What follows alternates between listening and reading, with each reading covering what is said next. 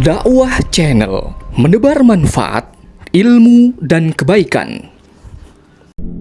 Amalan hati lebih utama daripada amalan anggota badan. Amalan hati lebih utama daripada amalan apa? Anggota badan. Amalan hati contohnya apa, Pak?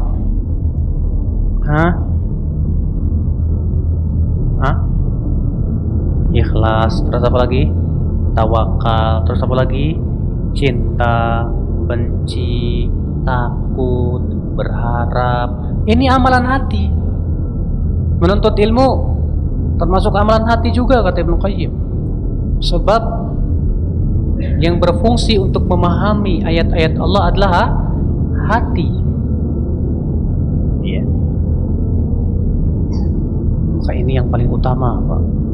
Bahkan di sisi Allah, seseorang itu yang dinilai adalah yang ada di hatinya dan amalnya juga.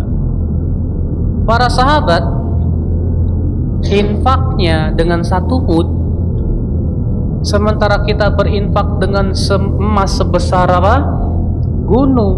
Ternyata infaknya kita belum bisa mengalahkan infaknya sahabat satu mud. Apa yang menentukan, Pak? Bukan kuantitas, tapi yang menentukan itu yang ada di hati mereka. Mereka jauh lebih ikhlas, mereka jauh lebih kuat keimanannya kepada Allah Subhanahu wa taala.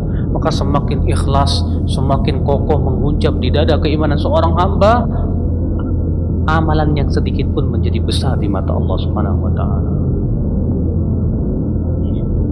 Hanya Rasulullah la tasubbu ashabi walladzi nafsi biyadihi. Jangan kalian mencaci maki para sahabatku, demi zat yang diriku berada di tangannya. Kalaulah di antara kalian ada yang berinfak dengan sebesar emas gunung, tidak akan sampai dengan infak mereka satu mud atau setengah mud. Yang membedakan apa? Yang ada di hati mereka. Nah, ini menunjukkan, Pak, ya, amalan hati itu lebih bagus. Namun terkadang kita ini lebih banyak memperhatikan amalan badan daripada memperhatikan amalan apa? Amalan hati. Bagus, kalau amalan badan bagus sekali. Pahalanya besar sekali. Berpengaruh kepada hati, betul. Tapi terkadang ketika kita sudah banyak amalan soleh, rasa ujubnya muncul, Pak. Oh, saya ini udah sholat tahajud tiap hari, sedekah tiap hari, puasa Senin Kemis gak pernah tinggal. Pas ngelihat temennya yang amalannya biasa-biasa saja, kecil. Akhirnya apa? Kita menganggap remeh orang tersebut. Sombong. Sebab sombong itu hakikatnya apa? Batarul haqqi wa ghamtun nas. Menolak kebenaran dan menganggap remeh manusia. Kenapa bisa terjadi? Karena kita kurang memperhatikan amalan hati. Kita sudah banyak hafal Quran, hafal hadis, banyak ilmu yang kita kuasai. Rupanya tumbuh rasa bangga diri, ujub dengan banyaknya ilmu. Menuntut ilmu bagus, disyariatkan betul, tapi ingat, hatinya dijaga juga. Makanya kata Al-Hasan Al-Basri apa? Laisal ilmu bikathratir riwayah walakinnal ilm al-khasyah. Ilmu itu bukan dengan banyaknya hafalan riwayat, tapi hakikat ilmu itu dengan apa? Yang menimbulkan rasa takut kepada Allah Subhanahu wa taala. Makanya para sahabat perhatian mereka kepada hati mereka lebih daripada perhatian mereka kepada badan. Kata Qurrah bin Muawiyah, kana afdaluhum inda salaf aslamahum qalban wa lisana.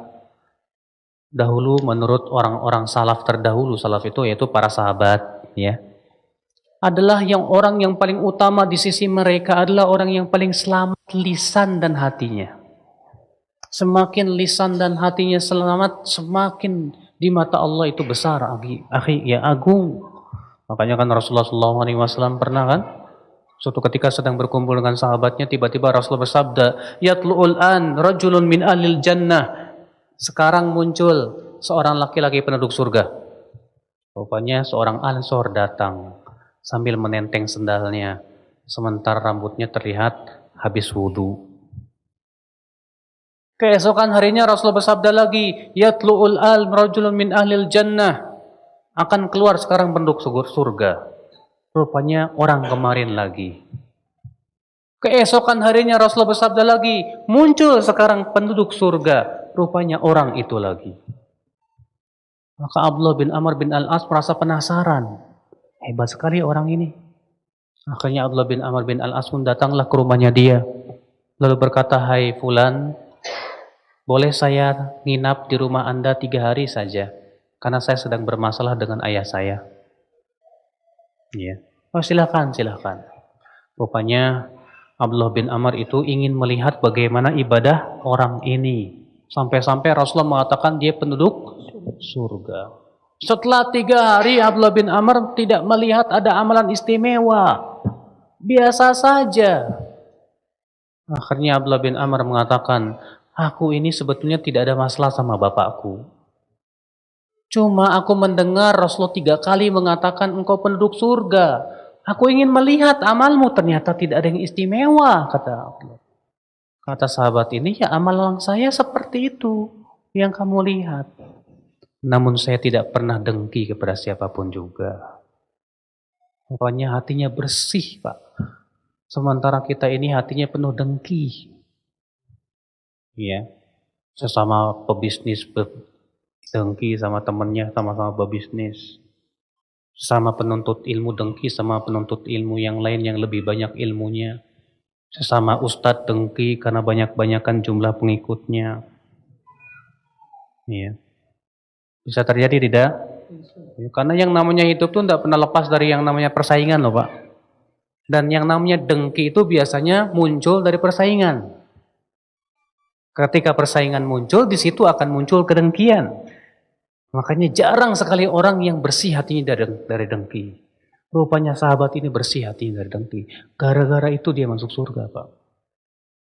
Makanya kita perhatikan amalan hati kita ini. Hati kita ini sudah bersih belum dari penyakit-penyakit itu? Ya, kesombongan, cinta dunia, syahwat dan yang lainnya. Perjuangan untuk membersihkan hati itu Pak, berat Pak, berat. Tak mudah Pak. Ini, ternyata amalan hati lebih utama dibandingkan dengan amalan apa? Anggota badan. Tapi tetap amalan anggota badan itu pun sangat berpengaruh kepada hati.